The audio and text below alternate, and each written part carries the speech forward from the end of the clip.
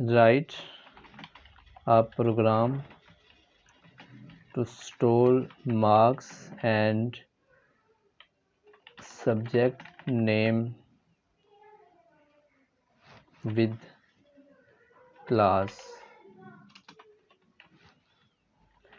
Make class and save objects in array list and display. तो ये हमारी assignment है कि write a program to store marks and subjects name with the class. तो हमने एक क्लास बनानी है जिसके अंदर हमने मार्क्स और सब्जेक्ट को हमने स्टोर करवाना है और उसके बाद हमने क्या करना है उसको सेव करवाना है और उसको अरे लिस्ट के अंदर स्टोर करवा के साथ उसको डिस्प्ले करवाना। तो स्टार्ट करते हैं। फिर हम बना लेंगे मेन अपना। तो सबसे पहले हमने क्लास बनानी है। तो क्लास के लिए देखें आप इसी मतलब पैकेज के अंदर ये क्लास बना लें, लेकिन इससे आपको कन्फ्यूजन होगी। बेसिकली होता ही है कि जब भी क्लास बनाते हैं तो हम उसको एक अपनी अलग फाइल के अंदर बनाते हैं। यहाँ पे एक बना लेंगे फाइल जावा क्लास, उसका नाम होगा सब्जेक्ट। तो ये क्लास है और इसका नाम है सब्जेक्ट। इसके अंदर हमने क्या स्टोर करना है, इसके हमने अंदर स्टोर करना है मार्क्स और सब्जेक्ट। तो यहाँ हम इसका नाम जो है ना चेंज कर लेते हैं। इसका नाम हम कर लेते हैं शिफ्ट F6 से सब्जेक्ट मार्क्स। तो ये हमारे पास आगे क्लास का नाम चेंज हो गया। अब यहाँ पे एक बनाएंगे पहले इंट मार्क्स और स्ट्रिंग सब्जेक्ट। तो ये जो है ना दो हमने इसके अंदर वेरिएबल डिफाइन किए हैं। तो जो देखें जो क्लास के अंदर वेरिएबल होते हैं उनको हम यूजली डाटा मेंबर्स कहते हैं। ये क्लास की स्टेट को या क्लास के वेरिएबल जो होते हैं उनको ये क्लास के डाटा को ज़ाहिर करते हैं। तो उसके बाद जो होते हैं अगर हम यहाँ पे कोई डिफ़ाइन करते हैं फंक्शन, तो जो फंक्शन क्लास के अंदर आ जाए उसे हम कहते हैं क्लास का मेंबर फंक्शन और ये उसके बिहेवियर्स होते हैं। तो बेसिकली जो ये इसके वेरिएबल होते हैं डाटा मेंबर, ये क्लास की स्टेट को ज़ाहिर करते हैं और जो बिहेवियर्स हैं उनके लिए हम ऑब्जेक्ट्स उसके लिए हम मतलब फंक्शन डिफ़ाइन करते हैं। फंक्शन जो है ना वो क्लास के बिहेवियर को ज़ाहिर करते हैं। तो ये हमारे पास क्या है, यहाँ पे हमारे पास है ये डाटा मेंबर्स। अब हम यहाँ पे बना सकते हैं मेंबर फंक्शंस। तो अभी देखें, अभी आप सिंपली देखें हमारे पास मार्क्स है, सब्जेक्ट है। अभी हम इसी को यूज़ करते हैं, बाद में इसके अंदर जो भी हमने तफसील लगानी है लगाएंगे। तो इसको हमने यूज़ करना है। तो इसके लिए हमने क्या करना है, यहाँ पे लिखेंगे क्लास का नाम। अब देखें मोस्टली जब हम कोई भी चीज़ स्टोर करते, इस तरह हमने यहाँ पे किया है एक्सरसाइज 4 के अंदर मार्क्स को स्टोर किया है। तो उसकी टाइप क्या है, इंट है, उसका नाम क्या है और आगे उसकी वैल्यूज़ आ गई। इस तरह यहाँ पे अगर हमने स्टोर किए हैं सब्जेक्ट तो उसका नाम आ गया, उसकी टाइप आ गई, टाइप और नेम। पहले क्या आता है, टाइप आती है, फिर उसका नेम आता है। यहाँ पे पहले क्या आ रही है, टाइप आ रही है, फिर उसका नेम आ रहा है। तो इस तरह यहाँ पे हमने क्या करना है, पहले उसकी टाइप लगानी है। अब आपको ये पता होना चाहिए कि ये जो क्लास है ये भी एक टाइप है। क्लास भी एज अ टाइप काम कर रही है, हमारी कस्टम टाइप है, यूज़र डिफ़ाइंड। क्लास की तारीफ होती है यूज़र डिफ़ाइंड डाटा टाइप। तो ये हमने खुद से डिफ़ाइन की जिसके अंदर हमने मार्क्स और सब्जेक्ट को स्टोर करवाना है। तो यहाँ पे पहले इसकी टाइप आएगी। टाइप क्या है, सब्जेक्ट मार्क्स, बल्कि इसका नाम जो है ना होना चाहिए सिंगुलर। इसे करेंगे शिफ्ट F6, तो इसको हम कर देंगे सिंगुलर, सब्जेक्ट मार्क। और ये हमारी टाइप आ गई है। ये क्या है, इसकी टाइप है, जिस तरह आपने यहाँ पे किया है इंट मार्क्स, ये यहाँ पे टाइप है, यहाँ पे उसका नाम है। इस तरह यहाँ पे हमने क्या किया है, उसकी टाइप लगा लिया, आगे उसका नाम आ जाएगा। नाम हमने लगा दिया ऑब्जेक्ट 1, तो ये ऑब्जेक्ट 1 हो गया। यहाँ आप इसको सिर्फ सिंपल ऑब्जेक्ट कर लें, बाद में से कर लेंगे ऑब्जेक्ट 1, लेकिन ये सिंपल क्लास का ऑब्जेक्ट बन रहा है। जिस तरह यहाँ पे क्या होता है, यहाँ पे ये इसकी टाइप है और ये इसका वेरिएबल का नेम है। इस तरह आप समझें कि ये इसकी टाइप है और ये इसका वेरिएबल का नेम है। लेकिन यहाँ पे हम क्योंकि क्लास का यहाँ पे मतलब वेरिएबल क्लास के ऊपर आ गया, इसलिए हम यहाँ पे से ऑब्जेक्ट कहते हैं, इसे वेरिएबल नहीं कहते। तो ये क्लास से बन रहा है, इसकी टाइप क्लास है। अब ये हमने एक ऑब्जेक्ट बना लिया। अब हमने क्या करना है, हमने इसके अंदर जो है ना मार्क्स और सब्जेक्ट की वैल्यू स्टोर करवानी है। तो देखें उसके लिए क्या होता है, उसके लिए हम यहाँ पे कंस्ट्रक्टर को डिफ़ाइन करते हैं। यहाँ पे हम डिफ़ाइन करेंगे कंस्ट्रक्टर।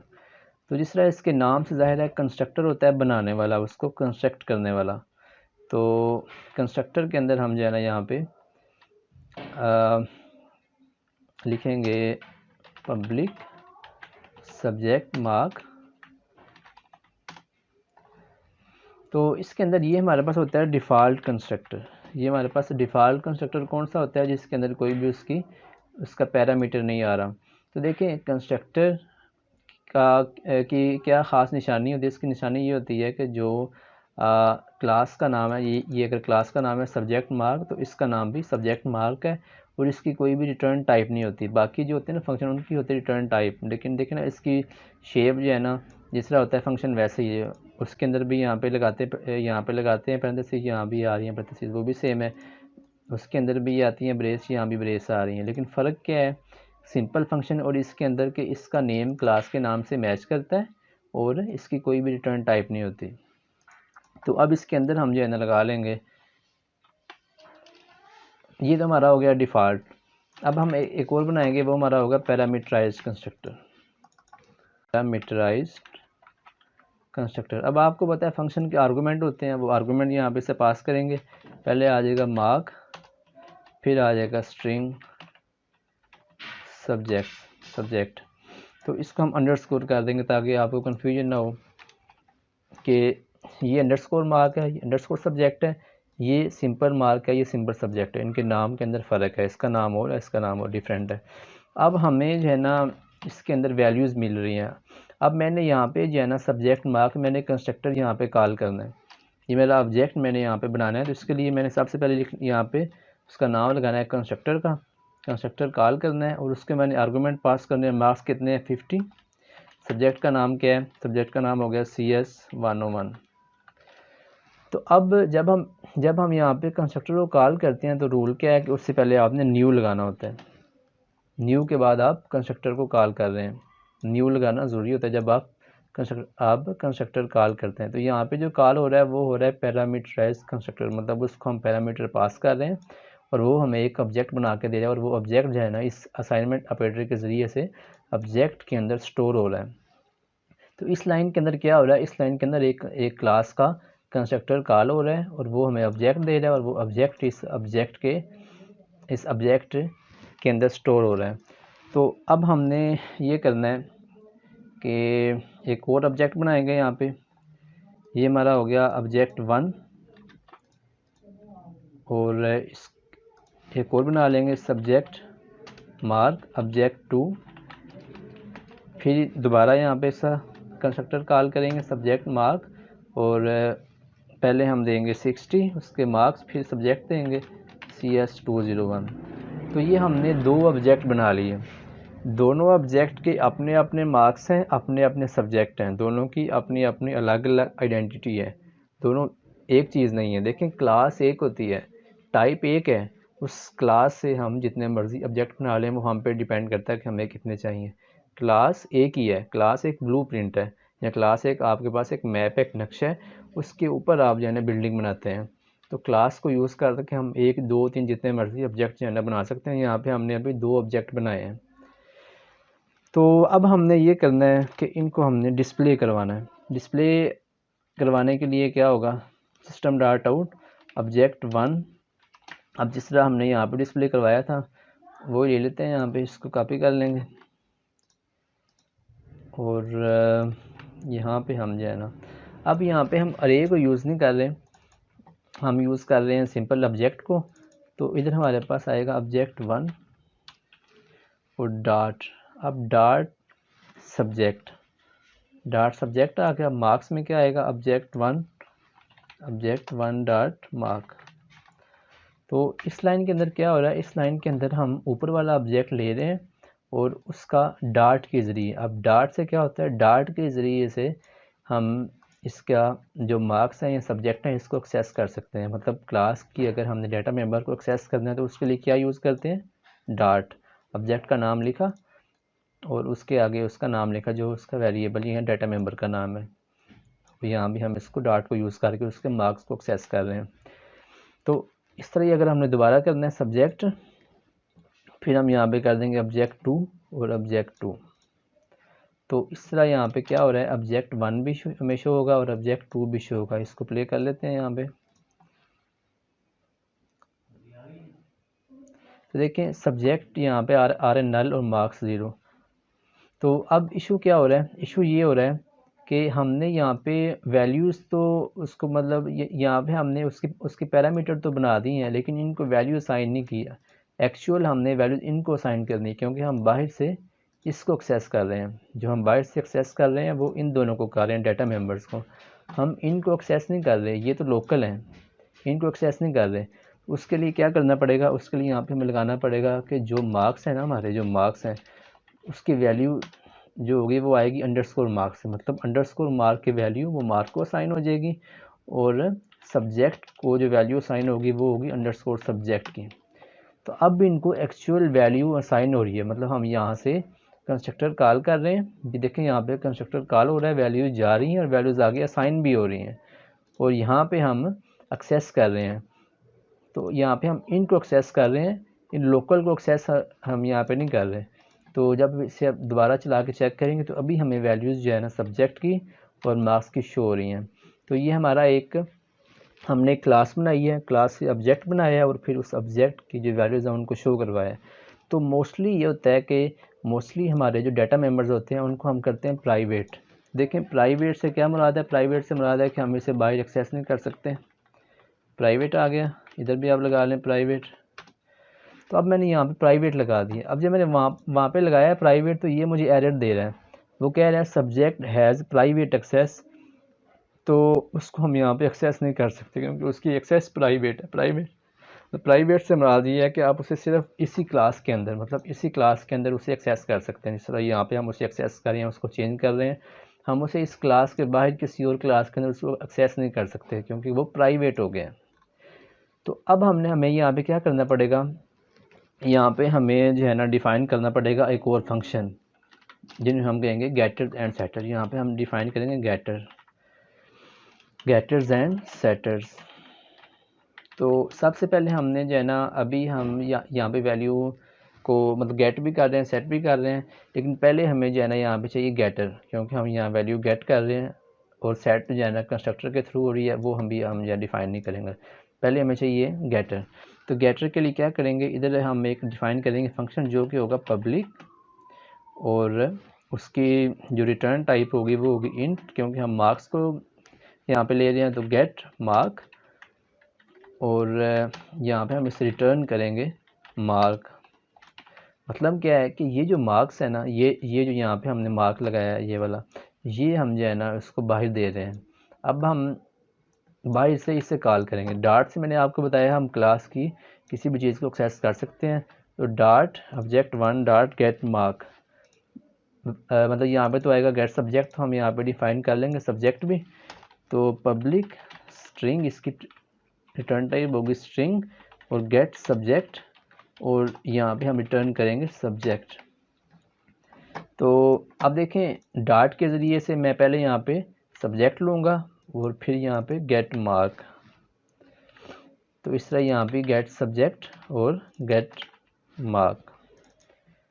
तो ये आपने देख लिया कि अब हमने इनको प्राइवेट कर दिया है। ये हम इनको डायरेक्ट बाहर से एक्सेस नहीं कर सकते, ये प्राइवेट हो गए हैं। लेकिन यहाँ पे हमने अपने गेटर्स और सेटर्स बनाए हैं। अभी सिर्फ हमने गेटर्स बनाए हैं जिससे हम वैल्यू गेट करेंगे। अगर हमने वैल्यू सेट करनी है उसके लिए भी हमें यहाँ पे बनाने पड़ेंगे सेटर, लेकिन अभी हम सिर्फ इसको यूज़ कर रहे हैं। अगर ज़रूरत हुई तो बाद में हम सेटर बना लेंगे। तो गेट मार्क को यूज़ करेंगे और ये हमें उसकी इंटरनल ये वाली वैल्यू देगा। तो अब यहाँ पे अगर आप लगाते हैं ना दिस, तो उससे ज़रा आपको ज़्यादा इजी होगा। दिस क्या मतलब, इससे मुराद है ये जब हम यहाँ पे लगाते हैं दिस, तो इससे मुराद है इस जो ऑब्जेक्ट है उसके जो मार्क्स हैं वो हमें दो।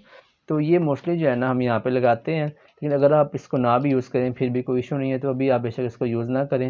लेकिन अगर आप कोई भी कोड देख रहे हैं वहाँ पे दिस लगा, इससे मुराद यही है कि इस क्लास का ये जो यहाँ पे मतलब वो ना प्रॉपर्टी है, या जो इस क्लास का वेरिएबल है, या यहाँ पे वो एक्सेस हो रहा है। दिस से मुराद है ये क्लास, तो यहाँ ये ऑब्जेक्ट।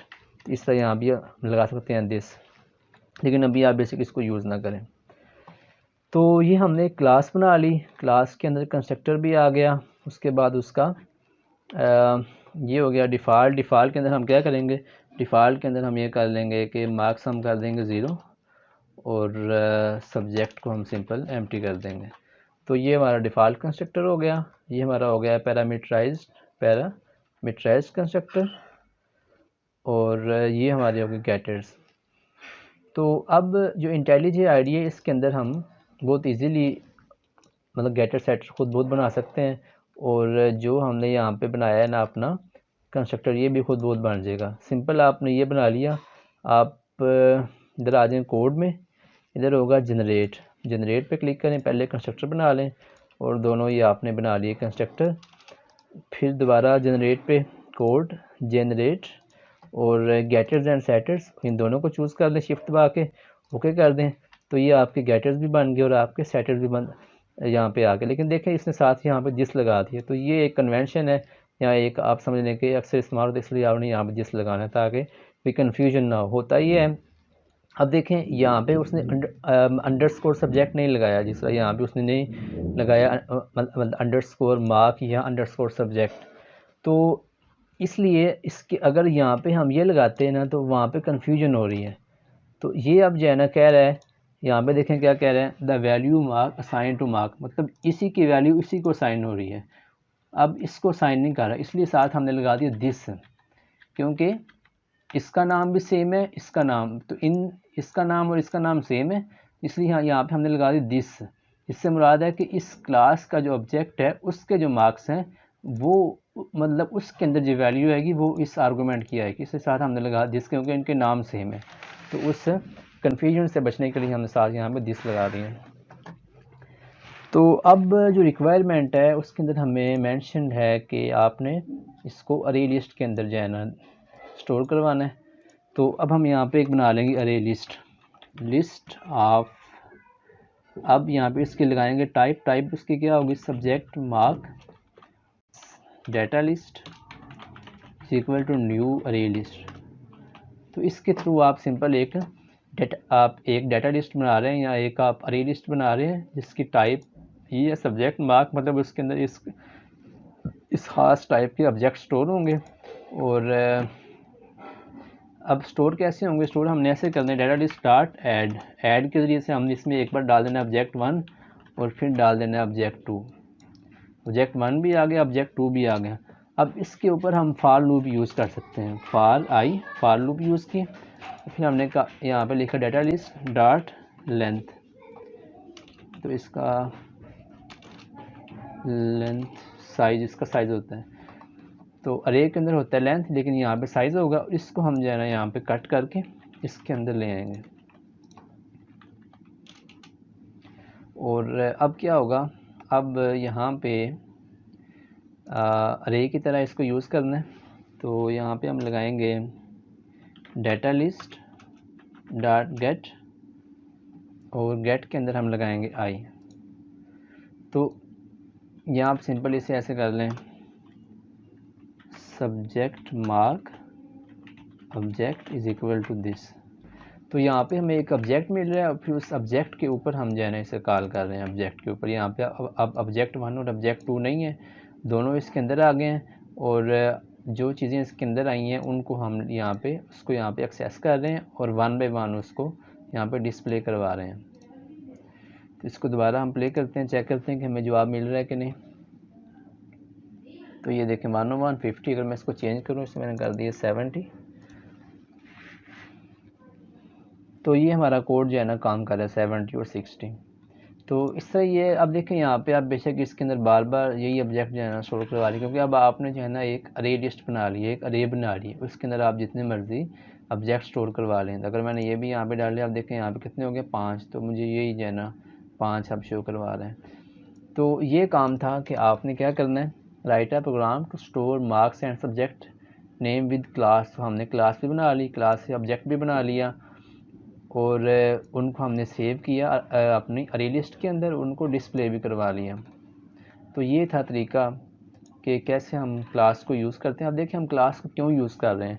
यहाँ पे क्या था यहाँ पे हमारे पास दोनों जो है ना वैल्यूज़ अलग अलग थी, मार्क्स अलग अरे के अंदर हैं, सब्जेक्ट्स अलग अरे के अंदर हैं। लेकिन हमें ऐसी ख़ास टाइप चाहिए जिसके अंदर हम जो है ना मार्क भी उसी के अंदर हो और सब्जेक्ट भी उसी के अंदर हो। अब अगर हम यहाँ पे कुछ और भी स्टोर करना चाहते हैं, उसका आथर अगर हमने स्टोर करना है या उसका टीचर स्टोर करना है या कुछ और भी जो भी कोई मतलब वैल्यू हो सकती है, अज्यूम कर सकते हैं आप, तो वो भी इसी के अंदर स्टोर हो जाएगी। उसके लिए हमें अलग से कोई अरे बनाने की या अलग से वेरिएबल मतलब वो डिफ़ाइन करने की ज़रूरत नहीं, वो सिर्फ इसी जो है सब्जेक्ट मार्क्स के साथ ही असाइन हो जाएगी या इसके अंदर स्टोर हो जाएगी। तो वो एक ऑब्जेक्ट बन जाएगा, उसके अंदर मार्क भी होंगे, सब्जेक्ट भी होंगे और भी कुछ चीज़ मतलब टोटल नंबर हैं जो भी आपने लगाना है वो आप लगा सकते हैं। तो ये चीज़ है कि क्लास जो है ना हम यहाँ पे क्यों यूज़ कर रहे हैं और कैसे यूज़ कर रहे हैं और उसको अरे लिस्ट के अंदर कैसे स्टोर करवा रहे हैं और लूप के ज़रिए से उसे कैसे हम आउटपुट करवा रहे हैं।